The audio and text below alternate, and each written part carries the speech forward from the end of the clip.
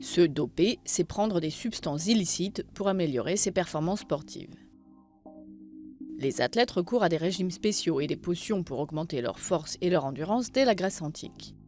Dans les années 1920, contrôler l'usage de drogue dans le sport devient une nécessité. En 1928, l'Association internationale des fédérations d'athlétisme est la première fédération sportive internationale à interdire le dopage. Mais les restrictions sont inefficaces sans test. Ils sont généralisés dans les années 1970.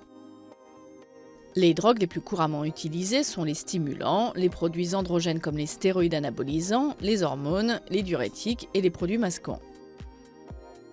Le recours aux stéroïdes anabolisants fait la une aux Jeux Olympiques de Séoul en 1988. Le sprinter canadien Ben Johnson est testé positif, premier cas de dopage enregistré pendant des JO.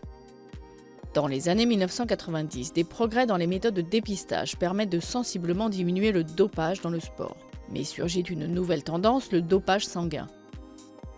Pratiquement indétectable, il accroît la capacité de transport d'oxygène du sang et donc l'endurance et les performances.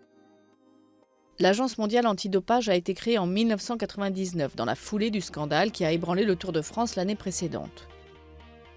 La star déchue du cyclisme Lance Armstrong est l'une des principales incarnations du dopage dans le sport.